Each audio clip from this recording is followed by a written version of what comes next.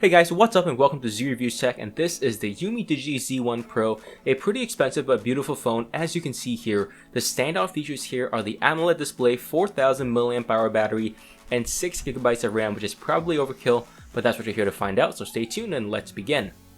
Oh, and if you guys remember, there was a huge scandal over the older UMi Z Pro, so this time I tested everything a few extra times over my normal test routine to make sure my results are absolutely rock solid. So first, the build quality, it's good but nothing special, but the two things that really make me fall head over heels for this phone is first how thin it is at about 7mm, and the second, that red color just looks absolutely gorgeous. Pretty much every one of my friends has asked me about the phone, and when I took it out of my pocket, and speaking of which, I can barely feel it in my pocket as well. The phone is a little bit slippery because of the powdered metal finish on the back, and flipping the phone to the front, the phone looks pretty much the same as the UMi Z Pro. I was hoping for reduced bezels, but they are pretty normal sized, which is a slight disappointment. My biggest issue with the build quality here are the capacitive buttons. They are not painted on, and the hitbox is small enough that I miss it sometimes when hitting a button, which is pretty annoying. And the last thing, the physical buttons do rattle a little bit if you shake your phone hard. Moving on to the display here, it is an AMOLED, and me, like many other people, prefer oversaturated and super vivid colors over the quote-unquote more true-to-life colors on LCDs, with the added benefit of true blacks and lower power consumption on the AMOLEDs. The screen here is awesome. It's super saturated compared to my Z2, which already has a pretty good LCD, but this one takes the cake. Compared to an LCD, stuff on the screen looks painted on, not as good as an S8, but a lot better than an LCD screen. The max brightness here isn't the greatest though, topping out at around 400 nits, which is good for an AMOLED, but LCDs are brighter. And finally, the touch response is fine, and there's Gorilla Glass on the screen also.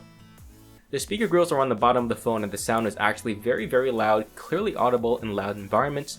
Audio quality though is actually fine. It's clear, mids and highs are there. I wish there was more bass, but there's enough for your basic stuff like TV and music. Good.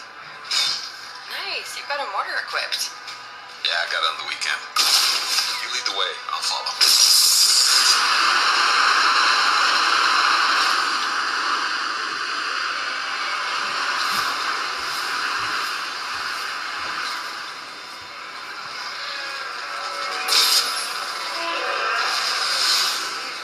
This is a vast open world to explore with your friends. Each Javelin exosuit has its own unique playstyle. The Ranger is balanced and all-purpose. Alright, so when you combine a nice big 4000 mAh battery and a power-saving AMOLED display, what do you get? You usually get crazy battery life. Well, it's good here, but it could be better. Basically, battery drain when using the phone is good. It doesn't drain fast at all, so I got around 6 hours of mostly intense use, with 20% left at the end of the day consistently, 2 hours of YouTube, 2 hours of TV, an hour of games, and the rest was random stuff. It's not Snapdragon 625 level of battery life, but it's better than what you get on top-end flagships. But on the flip side, the battery drain is higher than usual when the screen is off, about 1 to 1.5% an hour, so hopefully UMi can improve the software here. Charging takes about 2.5 hours. So software and performance, but first the software. There's not much to say. It's super stock Android 7.0, so props to UMi to continue giving us stock without any stupid skins on top. And props again to UMi for taking their optimization to the next level. This is the smoothest UMi phone in terms of navigating, swiping, even though it's not the most powerful phone UMi has created. However, you start seeing the processor bottleneck performance, and that is when launching apps. There is significant wait time when tapping on an app and the actual app launching. It's not super annoying, but it's definitely noticeable to someone who has been using flagships for a long time.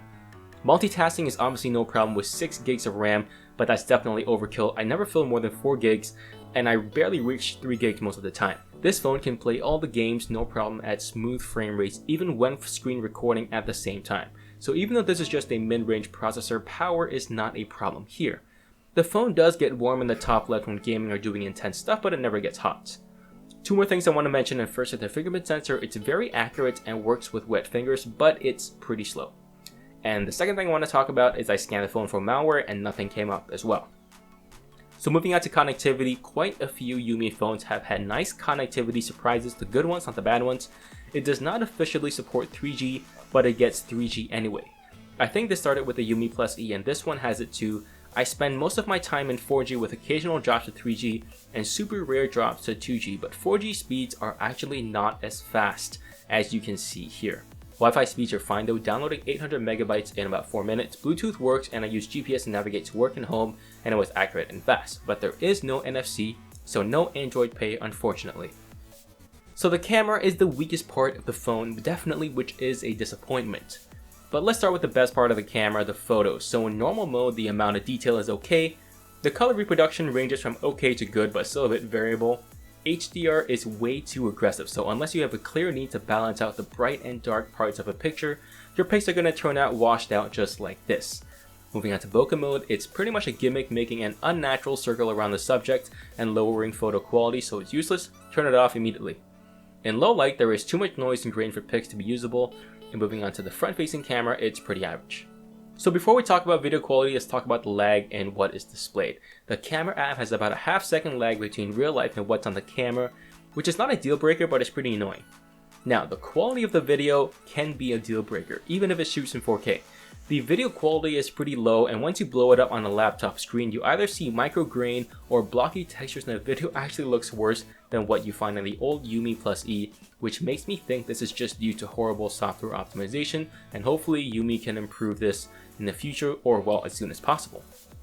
Alright, moving on to the conclusion, I like this phone mainly because of how great the body looks and the AMOLED display and the battery life, of course. But this phone is not value for money. Let me repeat, the phone is not value for money. If you want value for money, any Xiaomi device with a Snapdragon 625 will give you a better phone for the amount of money you spend. Oh, and one more thing, there is a non-Pro version of this phone that is a little bit thicker and has an LCD display for $50 less, which in my opinion is a much better deal, but still gets beat by Snapdragon 625 Xiaomi's. Let me know what you think in the comments down below. Likes and subs would definitely be awesome and would help me out a lot. Thanks for watching, and I'll see you guys in the next one.